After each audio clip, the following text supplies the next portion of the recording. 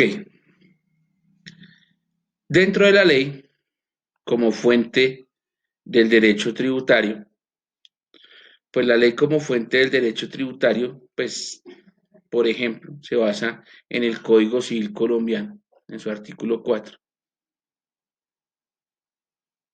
el cual nos define que la ley es una declaración de la voluntad soberana que se manifiesta en forma prevenida en la Constitución Nacional. Y nos habla de dos aspectos, de algunos aspectos importantes. El carácter general de la ley es que mandar, prohibir, permitir o castigar. Entonces, en consecuencia, pues, ¿quién regula toda la parte legislativa en materia tributaria? El Congreso.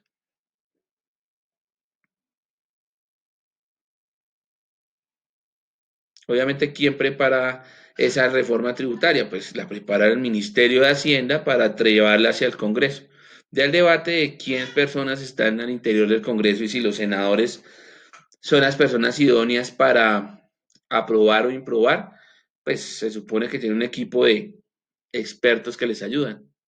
Entonces entrar en ese debate no vale la pena. ¿Quiénes pueden proponer proyectos de leyes tributarias? Los miembros de las cámaras, los ministros de despacho, la Corte Constitucional, el Consejo Superior de la Judicatura, la Corte Suprema de Justicia, el Consejo de Estado, el Consejo Nacional Electoral, el Procurador, el Contralor, y a través de una iniciativa popular se pueden proponer leyes tributarias.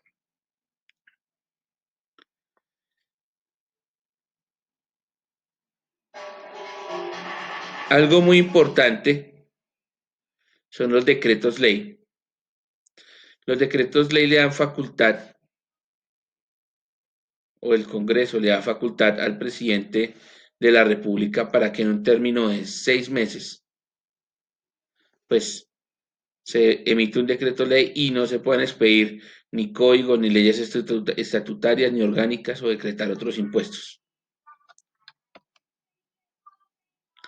Ahora bien, tenemos un tipo de decreto que es el decreto legislativo.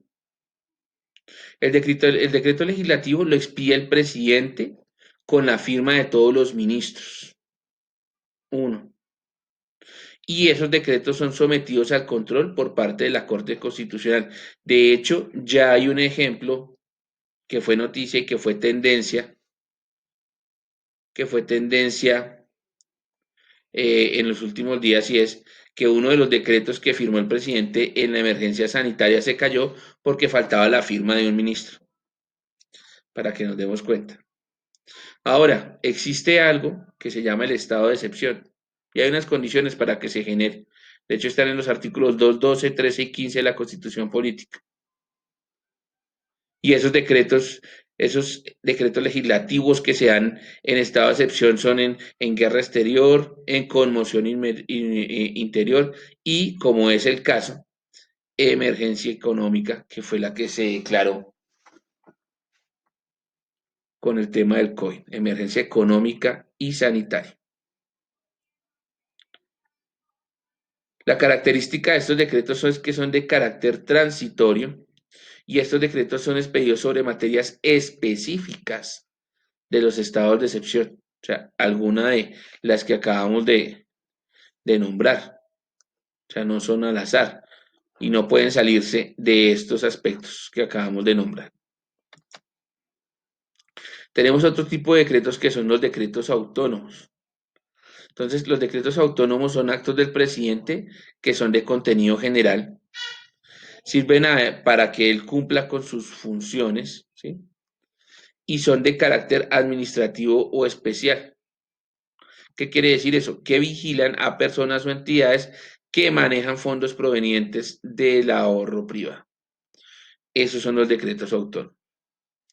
De otra parte, tenemos los decretos reglamentarios. Estos decretos reglamentarios ya son actos administrativos, pero de carácter general, ¿sí? A través de la potestad que concede el artículo 189 de la Constitución Política, y lo que busca es ejercer una potestad reglamentaria a través de la expedición de los decretos, resoluciones y órdenes para un adecuado cumplimiento de leyes. Como lo nombrábamos en la sesión anterior o en la lección anterior, de otra parte, pues tenemos tanto las ordenanzas como los acuerdos. Aquí la gran diferencia es que estas ordenanzas las hacen las asambleas departamentales y acá las hace los consejos municipales o territoriales. Entonces, las ordenanzas son expedidas por las asambleas, los acuerdos, actos expedidos por los consejos municipales. Viene otro aspecto también relevante y son las resoluciones. Entonces, las resoluciones son actos administrativos que se expiden por ministros, por jefes de departamentos administrativos, por superintendentes, por directores o representantes legales. Esas resoluciones tienen como objetivo reconocer derechos o desarrollar las funciones propias de cada entidad. Entonces uno se pregunta, bueno, ¿qué sentido tiene de alguna manera conocer la estructura?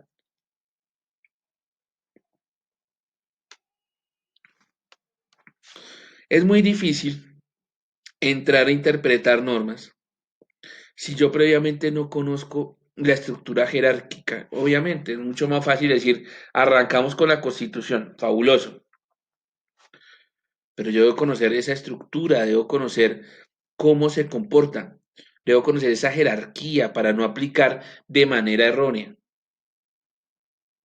No poner por encima el contenido de un decreto sobre el contenido de una ordenanza, por ejemplo.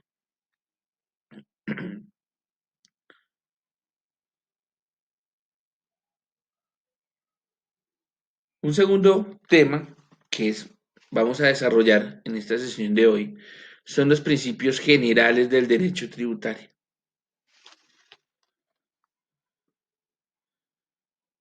En el año 1910 se hizo una reforma constitucional y se consagró el principio de la representación tributaria. ¿Qué quiere decir eso? Que solamente o el Congreso o las asambleas o los consejos pueden imponer tributos. Entonces ya de alguna manera se controló. Y primero, el poder tributario está en cabeza del Congreso. Y al estar en cabeza del Congreso, pues él es el que va a establecer los parámetros de los impuestos nacionales. Pero resulta que de la territorialidad no solamente tenemos impuestos nacionales, también tenemos impuestos departamentales y distritales o municipales. Entonces, ese Congreso debe fijar esos parámetros para que estos dos órganos, Asamblea y Consejo, pues decreten esos impuestos de carácter territorial. Quiere decir que estas asambleas y estos consejos no es que sean autónomos a la hora de generar impuestos, ya que esos impuestos están derivados de qué? De la ley nacional. Quiere decir que deben respetar dentro de la ley los principios orientadores de la ley a nivel nacional. Entonces, los principios pues se convierten en un referente obligatorio si nosotros queremos hablar de la interpretación de normas y de la ley, particularmente cuáles, los principios reguladores de la tributación, que como lo vimos hace un rato, pues están consagrados en la Constitución política y son los que de alguna manera determinan esos límites de aplicación, no dejando de lado que sin importar, ¿cierto? El tema de la financiación, el tema de la aplicación. Lo primero que nos mencionaba la ley por allá era, ojo, recuerden, usted tiene un deber como ciudadano. ¿Cuál era ese deber? Contribuir. Y en ese orden de ideas, lo primero que mide la parte tributaria no es ni siquiera si usted tiene la obligación o no, porque de hecho ya hay algo acá implícito que es ese deber de contribuir. ¿Mm? Bueno, hablemos de los principios ya para empezar a darle forma a nuestra sesión de hoy. El primero, tenemos el principio de legalidad o de certeza jurídica. Este principio de legalidad y muchos de los que vamos a ver no son exclusivos del derecho tributario. O sea, los principios aplican para diferentes normas. Estamos hablando acá de la tributaria, pero no son exclusivos de una norma. Por ejemplo, la certeza o legalidad jurídica. ¿Y qué contiene? Dice, implica someter la actividad tributaria a la ley en sentido formal y en sentido material. Entonces nos devolvemos hace un rato y cuando hablábamos de sentido formal y de sentido material, ¿se acuerdan que decíamos? Implica verlo desde el punto de vista general y desde el punto de vista particular.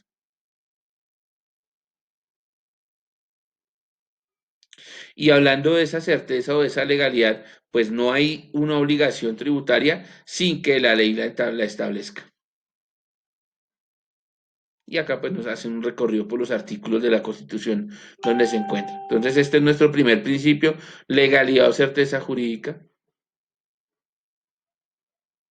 Entonces vemos lo tributario desde lo general y desde lo particular y siempre teniendo en cuenta que no puedo hablar de obligaciones tributarias si la ley no lo establece de esa manera.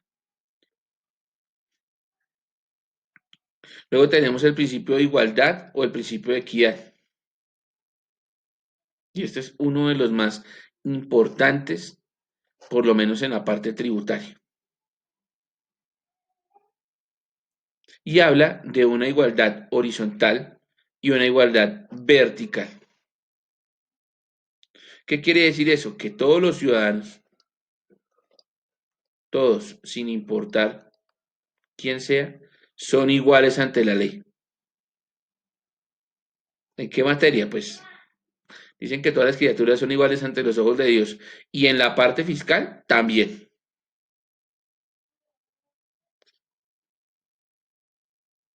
Eso en términos de igualdad. Todos los ciudadanos en materia fiscal son iguales ante la ley. Todos son sujetos de qué? De las obligaciones tributarias. Ah, pero viene otra parte, que es la equidad. Y desde la parte de la equidad, ahí sí ya, no, todos no son iguales ante la ley. Porque aquí la capacidad económica es la que determina. El que tiene más, pues paga más. Y el que tiene menos, pues paga menos. Esa, de hecho, es la gran diferencia entre igualdad y equidad. Igualdad, el mismo rasero para todos. Equidad, vamos a mirar qué es justo para todos o para algunos. ¿Mm? Entonces, este principio de igualdad y equidad fundamenta. De hecho, si no lo quiere mirar desde la parte tributaria, lo invito a que revise la Ley 100 del 93, que algunos inclusive desconocen, pero que estoy seguro que en algún momento cuando han, por ejemplo, hecho reclamos ante las EPS, lo hacen y no saben ni siquiera qué ley citar. Entonces es la Ley 100 del 93 y uno de esos principios orientadores es el principio de equidad y de igualdad. Los servicios derivados de la seguridad social son iguales para todos. No hay distinciones, pero en términos de equidad, esos servicios sociales, por lo menos el de salud, sí se dan como el que tiene más contribuye más y el que tiene menos pues contribuye menos, inclusive puede ser objeto de una salud subsidiada, pero en términos de alcance del servicio, el servicio es igual, sin importar su aporte económico. Entonces, a esto me refería hace un rato cuando decía algo como, si queremos entender la norma, debemos entender sus principios. Si encontramos dentro de la norma algo que yo creo que no, ¿m? Por ejemplo, si encontrara la norma, mire, la norma cita el principio de igualdad de equidad y si dijera algo como, para efectos fiscales y tributarios del impuesto de renta, todas las personas tendrán que declarar y tendrán que pagar todas, absolutamente todas, sin distinción de razas y las condiciones para declarar serán iguales para todas. Entonces ahí de alguna manera estoy siendo igualitario, pero no estoy siendo equitativo. Entonces yo digo, ok, tal vez no me suena. Miremos qué principio rige, igualdad y equidad, ¿no? Pues entonces ahí hay una incongruencia, por ende sé que eso no es lo que está planteando la persona que desarrolló esa norma. Quiere decir que los principios nos colaboran en ese sentido. Y de hecho, dentro de esa equidad, la equidad está pegada al principio de proporcionalidad. Y la proporcionalidad, sí, de manera puntual, de manera específica, mide esa capacidad de pago.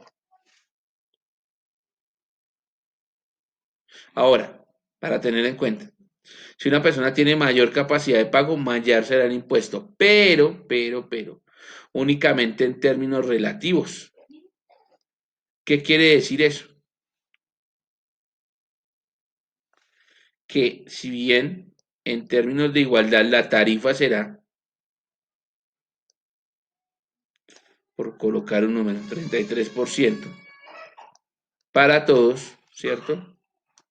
Esta proporcionalidad de la que hablamos acá, pues la tarifa es equitativa, pero la base es la que es que variable. Si usted tiene una mayor base, pues va a pagar más. Si usted tiene una base menor, pues va a pagar menos. Pero mire que cuando hablan de términos relativos, pues la tarifa es la que se mantiene igual. Por eso dice aquí, la tarifa es la misma cualquiera que sea la cuantía del hecho o base gravable. Ese es el principio de proporcionalidad. Luego nos encontramos con otro que es el principio de progresividad. Y este de progresividad se relaciona de manera directa con el principio de equidad vertical y con la capacidad de pago. Hace un momento hablamos, equidad horizontal y equidad vertical. Entonces, en la equidad vertical es la capacidad de pago. Si usted tiene más, paga más. Si usted tiene menos, pues paga menos. Esa es la equidad vertical. Y la equidad horizontal es los beneficios derivados se distribuyen de igual manera entre todos. Ah, yo pago más, no importa, se distribuyen de igual manera. Entonces, para considerar esto, o para llegarlo a comprender, pues debemos mirar dos elementos que son, uno, la riqueza y dos, la renta. Los dos son mutuamente integradores. ¿Qué quiere decir eso? Mire, la renta, usted la va a analizar desde la capacidad para incrementar la riqueza, como para generar gasto o consumo. Cuando no se tiene en cuenta la riqueza, la renta o en general la capacidad de pago, se está frente a un impuesto regresivo. Quiero explicarlo desde la siguiente manera. Cuando hablamos de progresividad, pues para el Estado está muy bien que usted tenga dinero, está muy bien que usted genere esa capacidad de generar riqueza. Fabuloso. ¿Por qué? Porque si usted genera riqueza, pues su patrimonio aumenta y al aumentar su patrimonio, pues usted de alguna manera está aportando. Y cuando le hablan de gasto, ¿cierto? Cuando le hablan de gasto, si usted tiene esa capacidad de generar gasto, pues puede que ya usted como persona no quede con esos recursos, pero se activa la economía de los demás. Entonces también sirve. Y si lo miramos desde la parte del consumo, que dirá, profe, pero gasto y consumo no es. Si usted tiene empresa, tiene sus proveedores, pues al generar consumo, pues también activa la economía. Entonces, si eso se cumple, pues mire que es progresiva, es un impuesto progresivo. Pero si eso no se mide ni la riqueza, ni la renta, ni la capacidad de pago, pues estamos hablando de un impuesto regresivo. Hace un rato hablábamos, y acá lo confirmamos, el principio de irretroactividad. Entonces, dentro de ese principio de irretroactividad, pues la gran conclusión que sacábamos hace un momento es que las normas no se pueden aplicar hacia atrás. O sea, ese principio lo que hace, ese principio de retroactividad es que una norma no tenga efectos al pasado. ¿En perjuicio de quién? De las personas que sí cumplieron la ley y en perjuicio del mismo Estado. Siempre lo miramos desde el punto de vista malo, pero miremoslo desde un punto de vista positivo para las personas y que obviamente no le sirve al Estado. Supongamos que toda la economía se ha venido mejorando. Entonces, por decir algo, si se manejara así, porque no es a manera de ilustración. Supongamos que todos los años el impuesto de la renta sobre las personas es del 30%, todos los años. Y eso se dio hasta el año 2020. Y por acá en el año 2040 ya el comportamiento económico dijo, no, ha mejorado toda la situación, entonces desde el año 2040 el impuesto de renta de las personas va a ser solamente el 10. Con el tema de la retroactividad se dice que toda norma es de aquí en adelante, o sea, del 40 en adelante, y no puede ser del 40 hacia atrás. ¿Qué pasaría? Nótese que pues esta tarifa viene en declive, imagino que para hacerlo cortico, pasará por un 25, pasará por un 20, pasará por un 15, hasta llegar al 10, o a manera ilustrativa. Entonces, si yo lo hiciera retroactivamente, pues yo diría, oiga, venga, pero esto es que si aquí yo pago el 10, ¿m? Y lo hago de manera retroactiva, pues entonces acá le voy a deber al Estado. ¿Por qué? Porque ahora es el 15%. Y si me voy más para atrás, entonces le debo al Estado porque es el 20%. Entonces resulto yo debiéndole al Estado. Entonces no se puede. ¿Por qué? Porque yo cumplí mis obligaciones. O caso viceversa, ¿cierto? O caso viceversa que no hubiera sido el 30, sino hubiera sido el 5% y ahora es el 10. Ahora entonces resulta que el Estado me debería. ¿M? Entonces por eso es importante este principio de retroactividad. Para aplicar este principio se debe tener presente que el impuesto es instantáneo o de periodo. Quiere decir que el impuesto tiene una vigencia determinada. ¿Qué es un impuesto instantáneo? ¿Qué significa que sea instantáneo? Que la nueva ley no podrá modificar elementos de la obligación tributaria. ¿Cuáles elementos? Recuerden que para eso lo hicimos la vez pasada. Sujeto activo, sujeto pasivo, base gravable, hecho generador, tarifa o fórmula según sea el caso, y esto será igual a la obligación tributaria. Entonces, cuando el impuesto es instantáneo, la nueva ley no puede ¿qué? Modificar ni hechos, ni bases, ni sujetos, ni tarifas. ¿Para qué? Para acontecimientos que ya fueron configurados o consolidados dentro de esta nueva ley. No se puede cambiar hacia atrás. Y cuando hablamos de que el impuesto es de periodo, que es como un caso particular, la ley no puede alterar los elementos del tributo del periodo en curso. Solo operan las modificaciones para el periodo que inicia después de entrar en vigencia. Quieren que salió una reforma tributaria, ¿sí? Y afectó el impuesto de renta, que es una de las preguntas más, pues si salió en el 2020, pues el impuesto de renta ahí en su cronograma de implementación dirá, mire, salió desde hoy, quiere decir que el año grabable desde cuando inicia será, por ejemplo, el 2020 a presentar en el 21. Y todo lo que es 2019 hacia atrás, pues ya quedó como venía haciéndose. Es así de sencillo. Y si usted está en el 2020 y quisiera legalizar una declaración de renta del 2019, pues tiene que ir a mirar las condiciones que estaban en ese momento. Principio de economía. Dentro del principio de economía, toda contribución debe ser absorbida y establecida en los bolsillos del pueblo. Esto se escucha tan bonito, en los bolsillos del pueblo. Y que exceda en lo menos posible para que no despilfarre el tesoro público. Hasta ahí sería. Principio de economía que está en cabeza de quién. Pues el principio de economía está en cabeza de quienes dirigen el presupuesto público.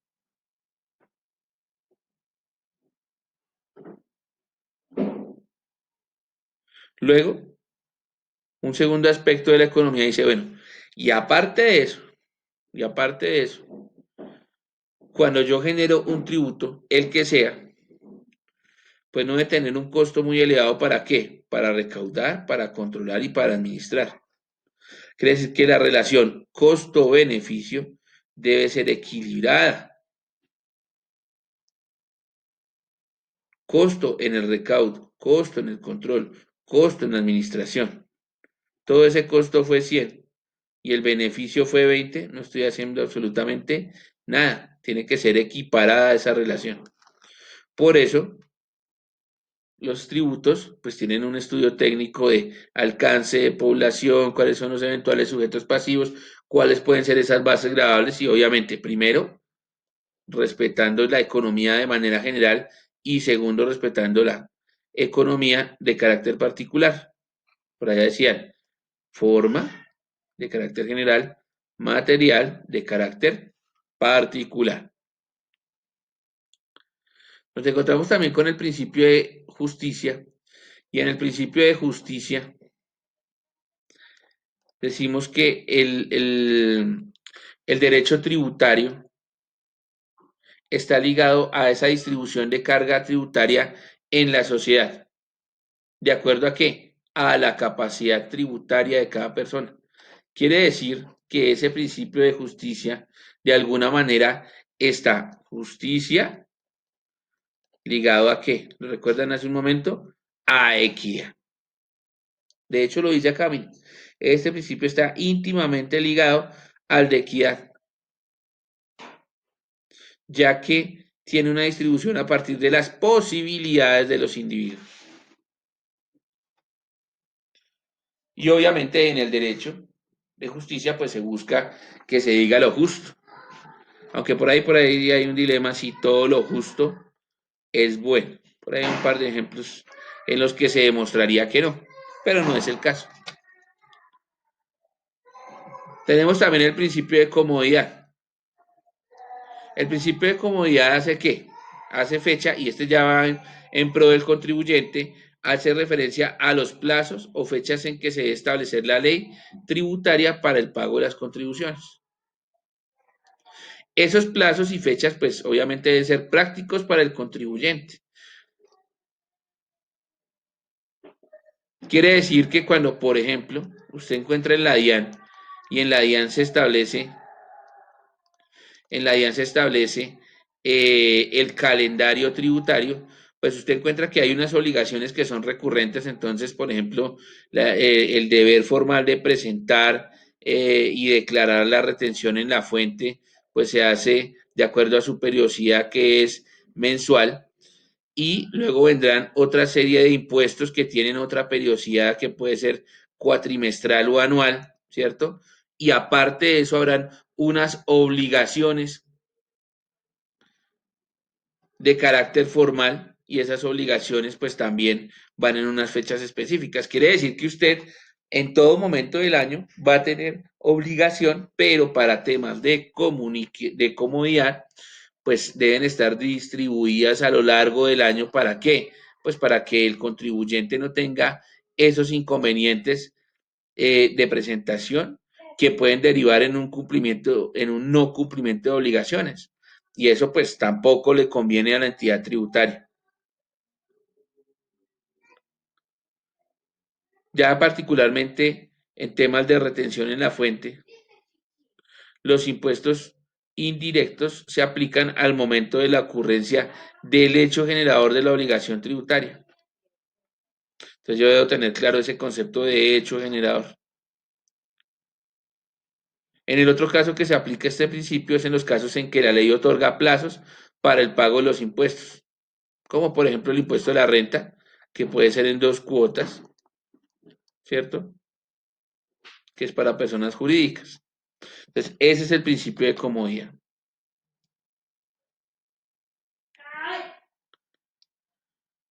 Tenemos el principio de la representación. Y este principio, pues, de alguna manera hace referencia a que no será obligatoria la ley sin representación del pueblo. ¿Qué quiere decir eso? Que la sociedad se somete a las leyes creadas, aprobadas por representantes que son elegidos por voto popular. De hecho, hay una sentencia que es la C-594 del 2010. Esa sentencia, de alguna manera, dice que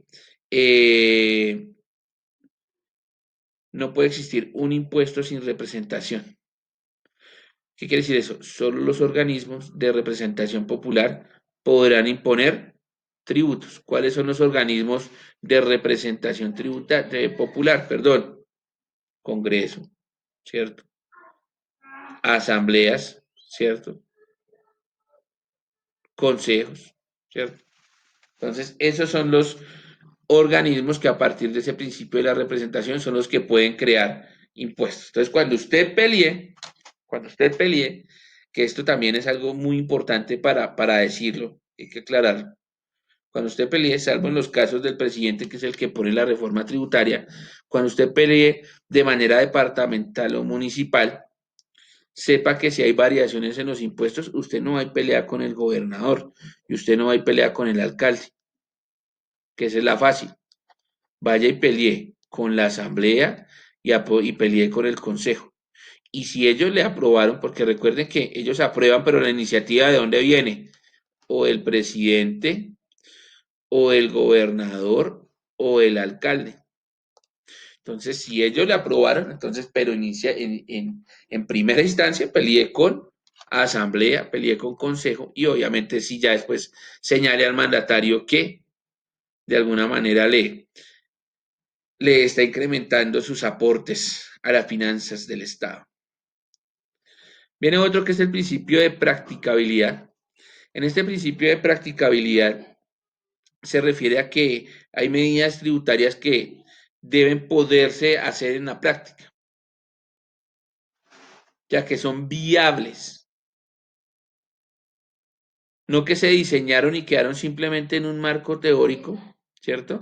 Sino que deben estar ajustadas ¿a qué? A las circunstancias y a las reales vivencias de los ciudadanos. Y de hecho, pues eso es uno de los principios que uno más podría cuestionar a la hora de una reforma tributaria. ¿Es practicable realmente? ¿Está ajustado a esa realidad económica de la gran mayoría, en este caso los colombianos, aunque aplica a nivel Latinoamérica?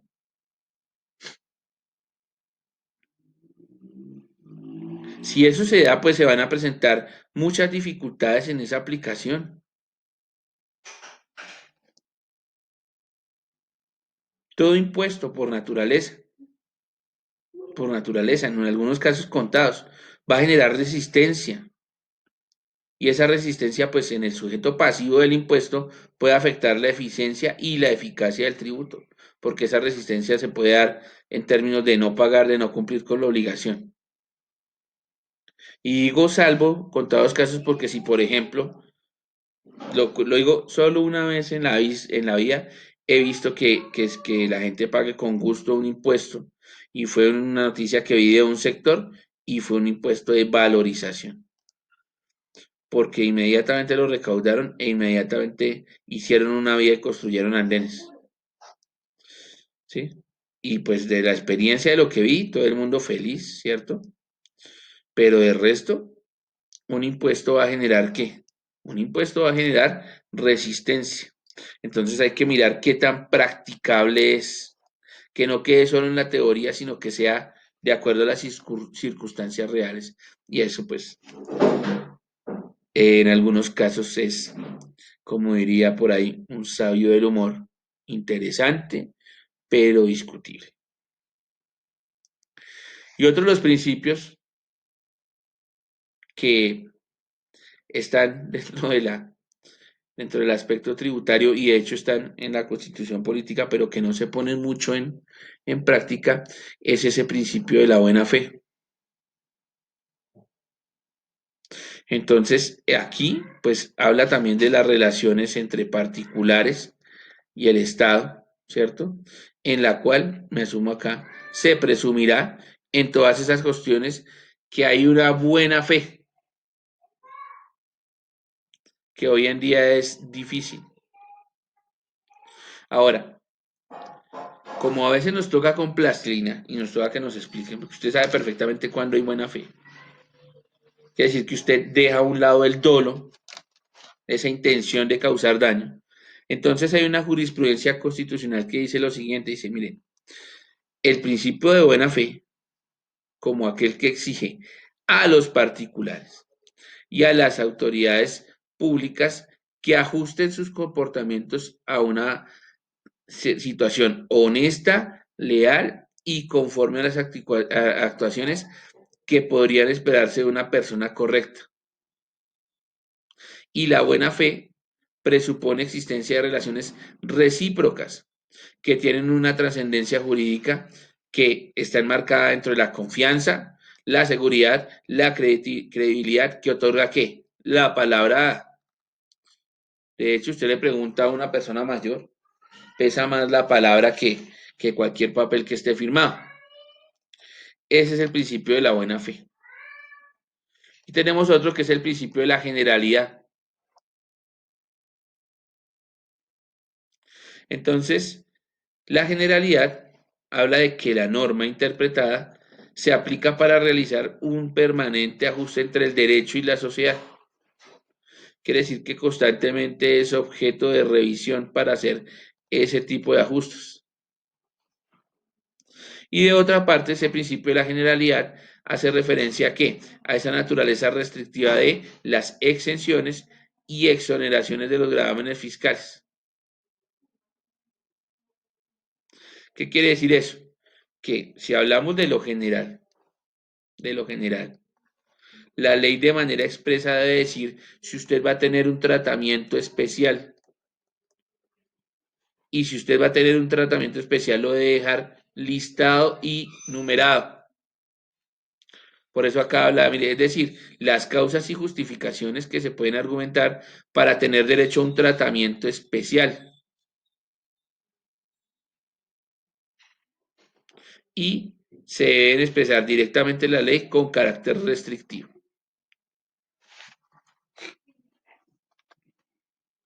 Aunque no aplica, por ejemplo, si hablamos del Código Sustantivo del Trabajo, que también orienta las relaciones laborales entre las personas naturales y naturales y naturales y jurídicas.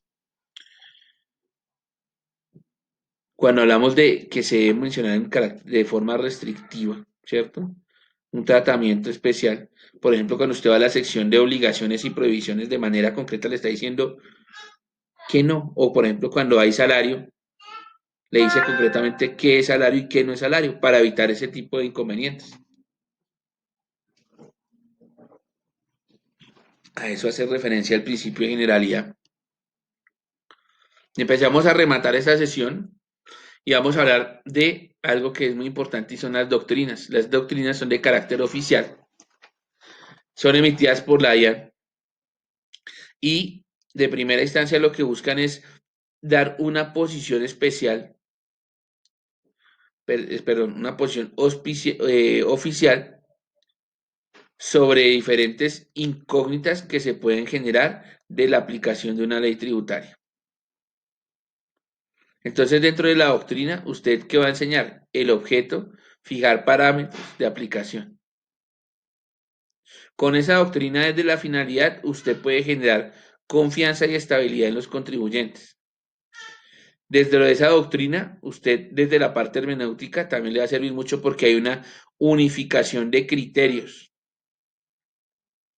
Desde esa doctrina, por temas de alcance, pues es un mecanismo auxiliar para la interpretación de la norma y la ley. Y dentro de esa doctrina, por temas del alcance, pues no puede referirse a situaciones de carácter particular, sino habla en sentido general, haciendo referencia muy importante hacia el tema que se haya consultado. Y obviamente esas doctrinas, desde la parte de la publicidad, pues deben estar a disposición de los contribuyentes. Entonces, bueno, y esa última parte, pues, eh, primero, que hay un precepto que dice que el desconocimiento de la ley no lo exime a uno de la responsabilidad, pero el desconocimiento de los lineamientos dados por los conceptos por parte de los funcionarios de la DIAN acarrea sanciones disciplinarias. Entonces, para usted, amigo contador, amigo que trabaja en la parte tributaria, pues todos los días hay que estar viendo la página de la DIAN o por lo menos una vez a la semana para mirar toda esa publicidad de los conceptos, de las doctrinas y de alguna manera, pues estamos en permanente actualización. Y tenemos también la jurisprudencia. Cuando hablamos en términos de jurisprudencia, la jurisprudencia pues es el término en donde la doctrina y la práctica extrajudicial es reflejado por el conjunto de unas soluciones que se dan en materia legal. Entonces la jurisprudencia pues finalmente, miren que en la doctrina nos decían, mire, en la doctrina, es más, voy a poner acá, doctrina, jurisprudencia. Entonces, en la doctrina no se tocaba nada particular, ¿cierto? Todo era de manera general, pero servían como base. En la jurisprudencia cambia, porque en la jurisprudencia es al contrario. Aquí era lo particular, no, aquí lo particular, sí. Aquí le van a contestar de manera específica a su caso, obviamente a través de conceptos generales, pero tienen algo en común, que esa jurisprudencia también le puede servir como base en la interpretación de casos parecidos o similares.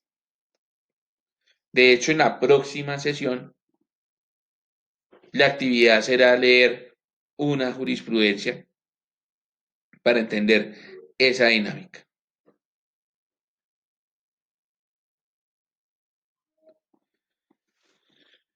La jurisprudencia y la doctrina, ya que estamos hablando acá de comparación, tiene la finalidad de ayudar a comprender los alcances de la legislación, la equidad, la jurisprudencia, los principios generales y de derecho y de la doctrina son criterios auxiliares de la actividad judicial. Para llegar de alguna manera, bueno, esto es un mapa mental en donde hablamos de los efectos generales y de la jurisprudencia en el derecho tributario, que lo vamos a profundizar en la siguiente sesión. Pero todo esto para llegar y cerrar de esta manera la sesión de hoy es decirles lo siguiente. Si usted quiere llegar, dibujemos aquí un texto. Estatuto tributario. Tiene usted acá el estatuto tributario, entonces usted quiere venir y llegar. Y usted quiere dar lectura del estatuto tributario y quiere entenderlo, quiere interpretarlo de la debida manera. Pues mire que aquí le hemos planteado el día de hoy que es un recorrido.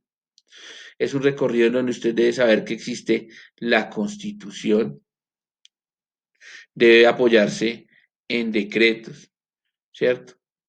Debe apoyarse, bueno, aquí no lo coloqué ya en el orden jerárquico, debe apoyarse en leyes, debe apoyarse en ordenanzas, ¿sí? Debe apoyarse en acuerdos.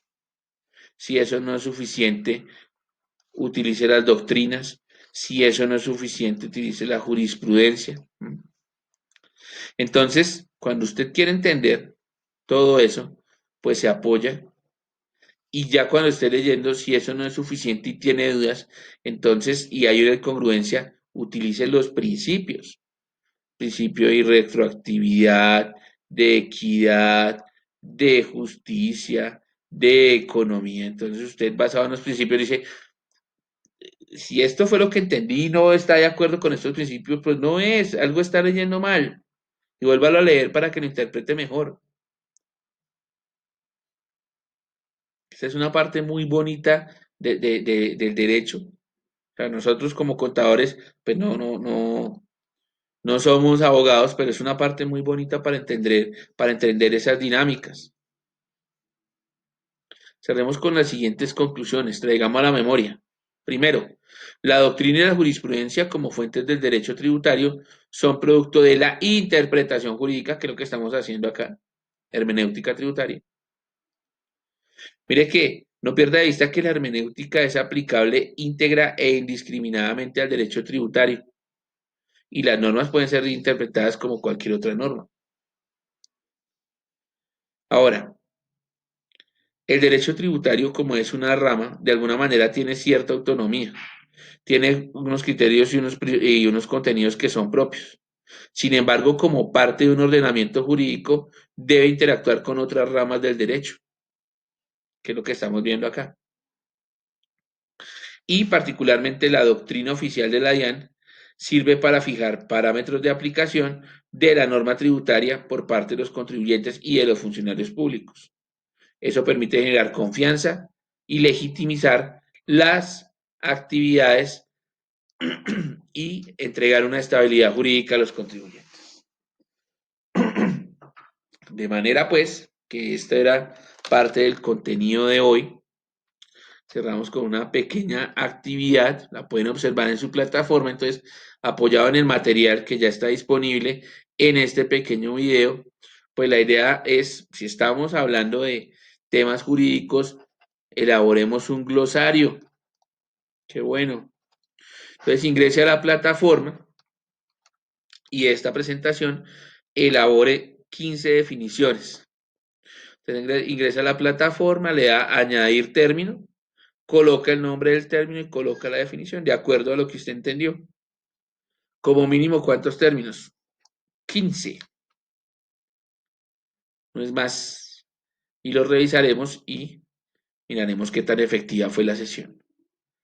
De mi parte no es más. Les deseo una feliz tarde, un abrazo para todos y nos vemos en clase. Chao, chao.